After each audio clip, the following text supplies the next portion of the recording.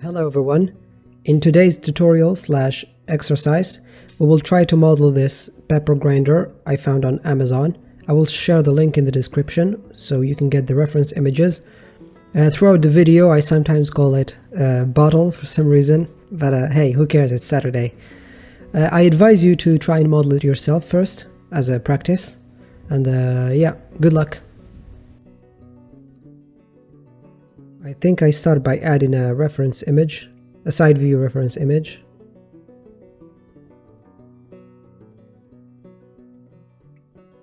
I move it up a little bit.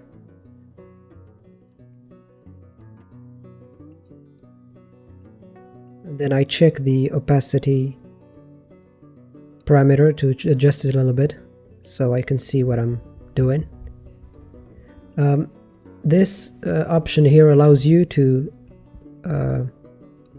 make an object not selectable. So when you disable it on an object, I can't click on an image on my reference image by mistake. So it's a little easier to move around the viewport.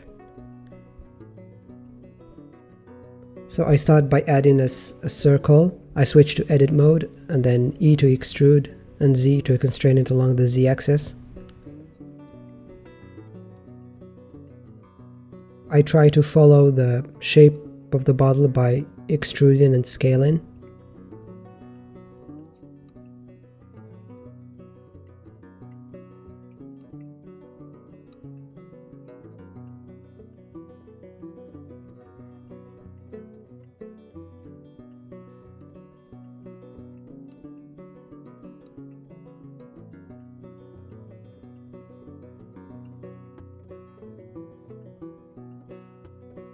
I don't know why I went back there.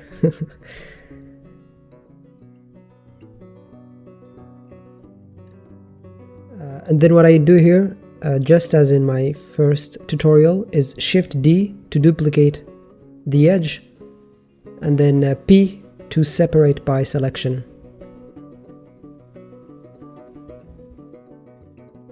Now I move to the new separated object, and then I switch to edit mode to create the cap. Again, E to extrude. I move it down a little bit first.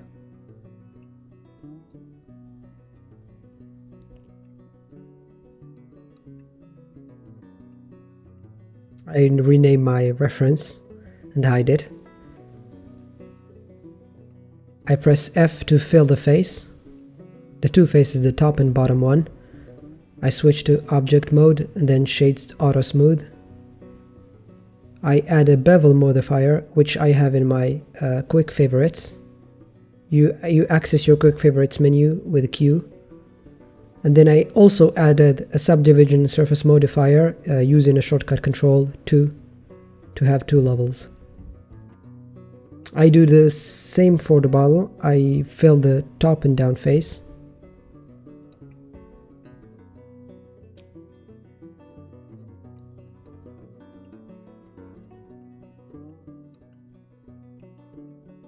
I bring back the reference to try and match the bevel at the bottom.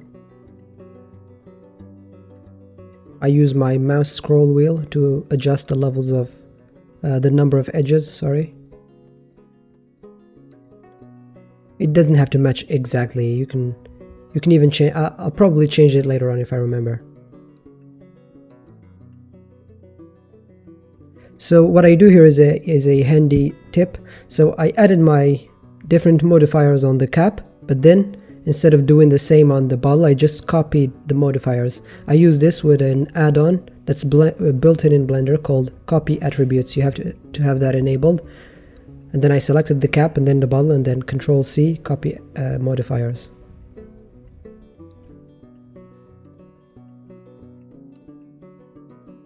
Yes, I noticed that I forgot the little slit here, so I add it afterwards. Yeah, the footage here is a little bit sped up, but you can still follow it. So what I did here is I added a bevel, and then I selected the faces that came from that bevel, extruded them, and then scaled in. I noticed that the slit is too big, I didn't like it, so I redid that. Control Z. Multiple times. So yeah, as you can see, I bevel, and then the faces are selected. I press E to extrude, and then press S to scale inwards. And then I select the edges, the top and bottom one, and bevel them. Then again, I did not like it. I thought it was too big, and I did it for the third time.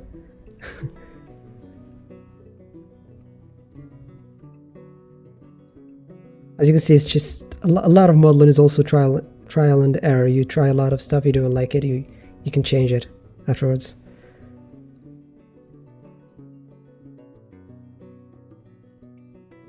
Yeah, and finally here I have something I'm satisfied with. Yeah, I'm trying to model the top part of the bottle. I think it has a little bit of an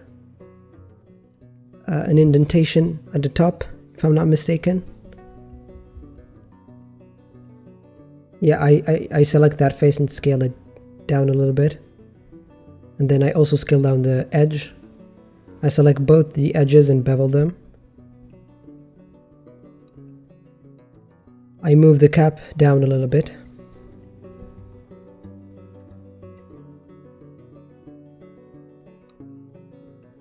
I save, obviously, with Control S.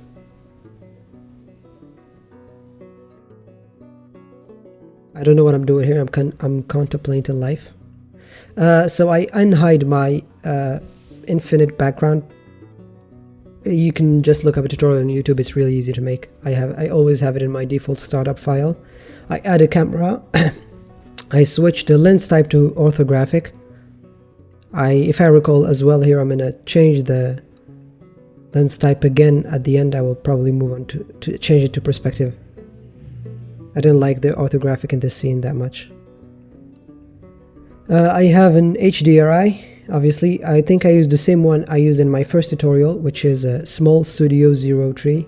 You can find it in Poly Haven. I add materials and rename them, body and cap.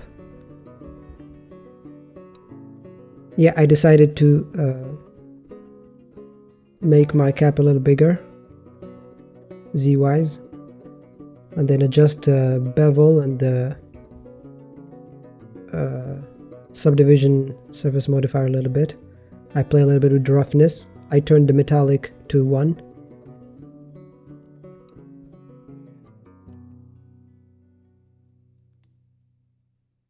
Yeah, and obviously the classic, I add a noise texture. It's always good to add noise texture on stuff because it just makes it a little more pop a little more. Plus, like, in real life nothing is really smooth 100%. There's always a little bit of noise, so it's never a good idea. You can play with the strength, make it really subtle.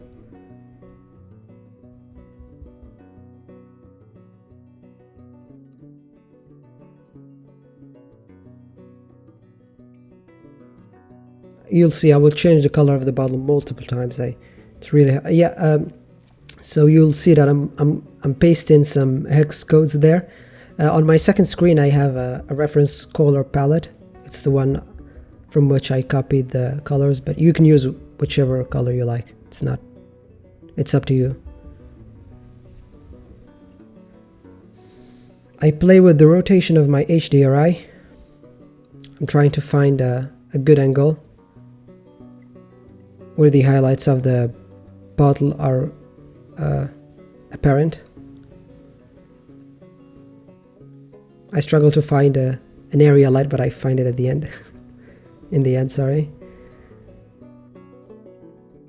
Yeah, you never want your light to be in the same line as your camera. You always want a 45 degrees between your light and your camera, your main light, that is. Otherwise, it's gonna look bland.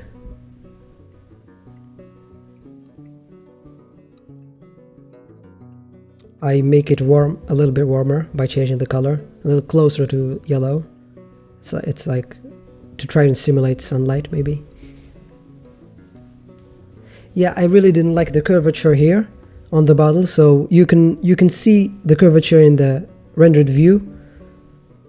So I try to, yeah, I dissolve the edges.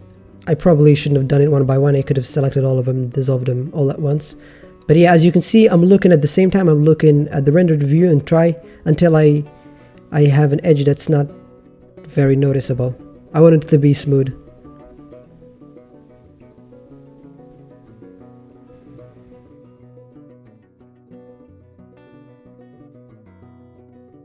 Oh man, life is hard. Yeah, I think this is good. This is where I get it right a little bit, maybe.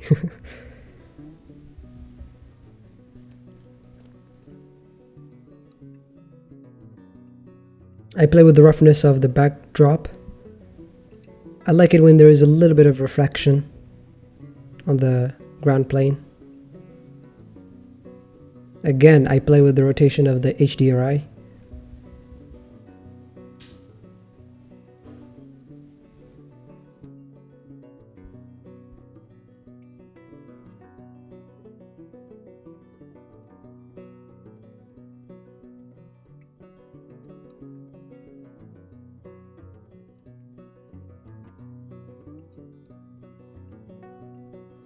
Adjust the power, remove my light.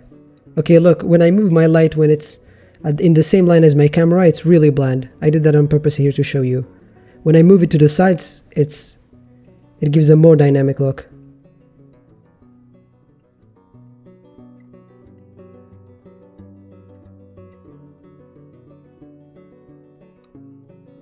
Yeah, I'm very hesitant when it comes to light. I think lighting is the hardest part.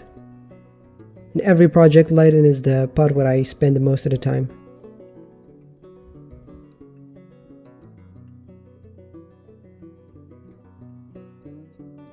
Yeah, to adjust to have values like 0.3, 0.4, 0.5, you use control. So you drag your property with your mouse, and then you press control, and then it will move by increments of 0.1. I think this pistachio color is really good, but I ended up not going with that.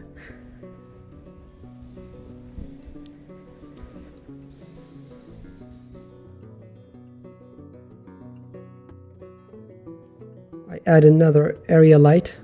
This one is going to act as a rim light, if I'm not mistaken.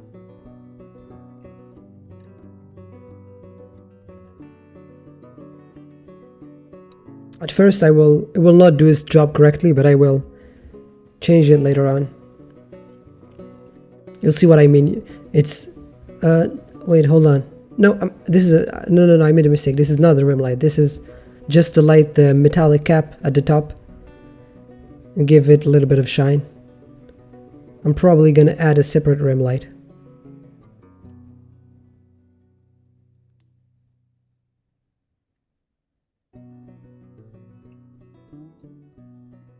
Yeah, this is the rim light. So I shift D, the first light, to duplicate it.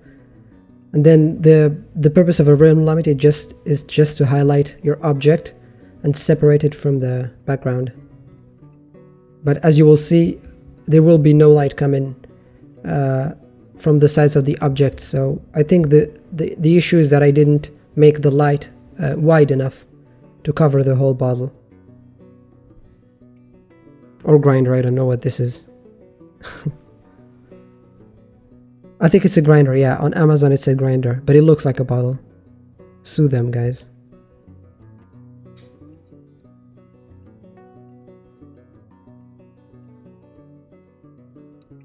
Oh, I was contemplating life again.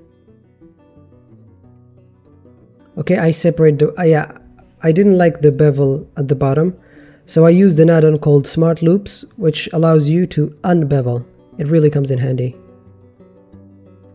I thought the bevel was too much, so I reduced it a little bit.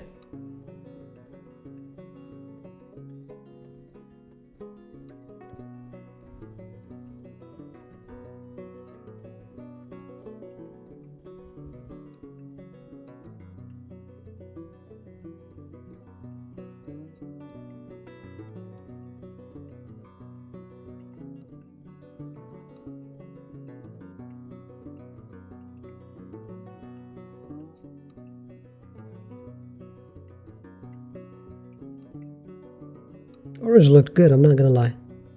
But then again, I'm a sucker for orange. I think with the background you usually want mute a little bit of... You want the color to be a little bit muted.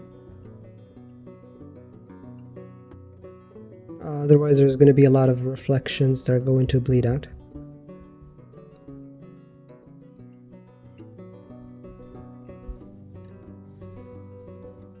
Third time of me contemplating life.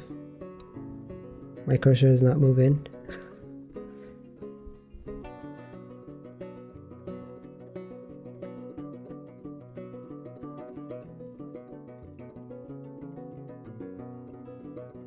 Yeah, I added a fourth light to try and simulate light coming from window, I think.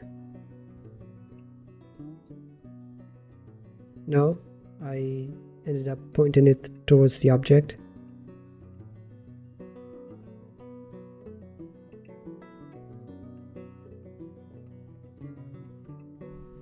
Yeah, obviously you do not want to... You always want to check cast shadows. Otherwise it's not going to look realistic. I play with the power.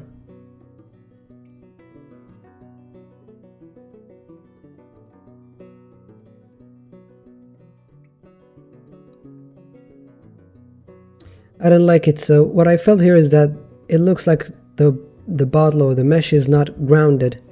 So I thought about adding an ambient occlusion node. I used this node a long time ago, but I forgot how, and I looked up a quick tutorial.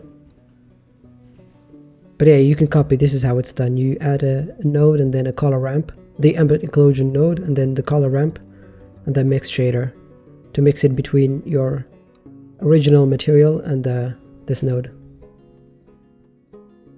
And then you can play with the sliders to adjust the amount of ambient occlusion.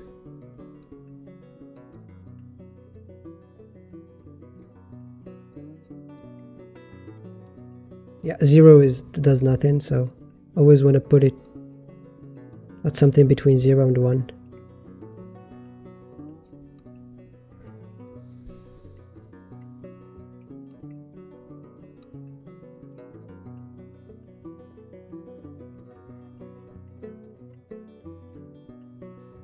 Yeah, I'm trying to adjust the rim light because I noticed it's not doing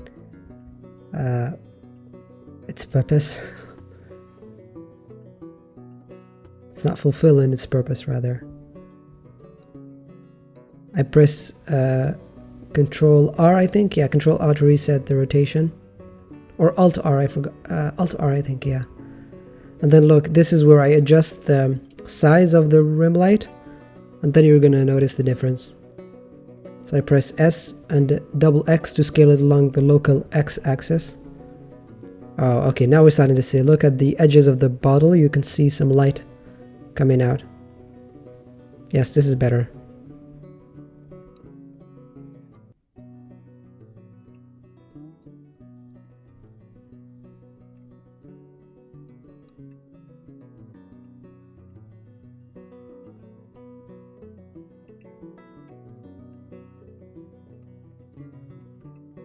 I ended up choosing to have rim light only on one side. I wanted it to be on the side where the light is dominant, and keep the other side a little bit darker or less bright.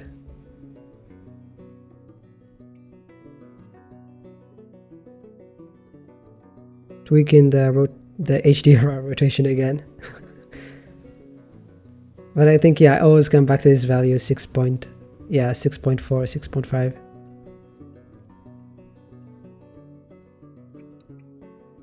Changing the strength of the bump on the noise texture on the bottle. Here, I move all my lights. I do a little bit of organizing. I move my lights into the lighting collection and then my camera into the camera collection.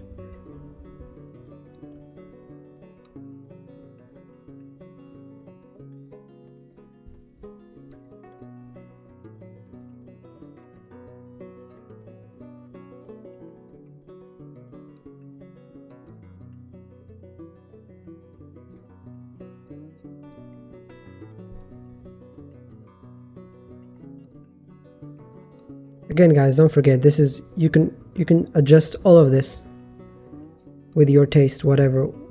It can be colors, it can be lighting. Remember, this is just an exercise.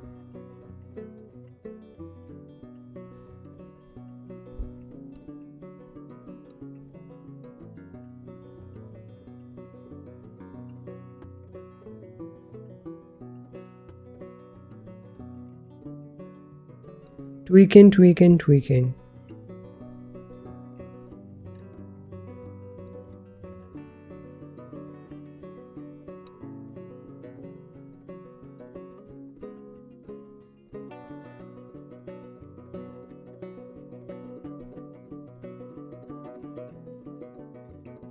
The last part obviously is compositing, the classics, glare node and lens distortion. I even found minus 0.1 too much, so I switched it to minus 0.5. That's it.